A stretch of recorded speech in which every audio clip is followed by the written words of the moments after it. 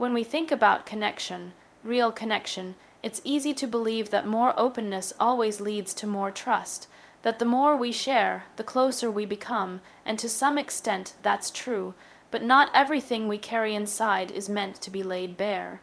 Some things we must protect, not out of fear, but out of wisdom. The first is our deepest insecurities, not because we should hide from them, but because not everyone has earned the right to hear them. When you share what hurts the most, what you're still working through, with people who haven't shown compassion or care, you risk reinforcing the very fear you're trying to heal. It's important to process your wounds, but with those who are safe and steady. Not every audience is trustworthy.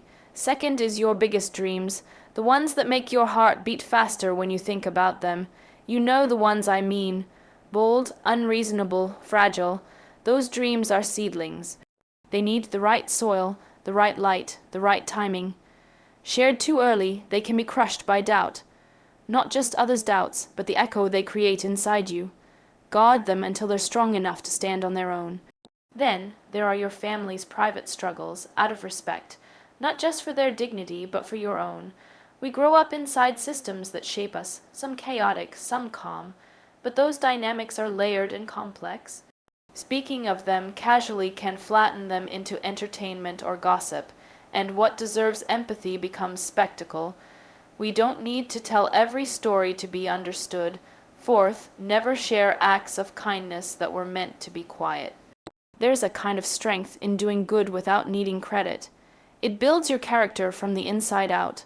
The reward is not in applause but in alignment with who you say you are and who you actually are when no one's watching.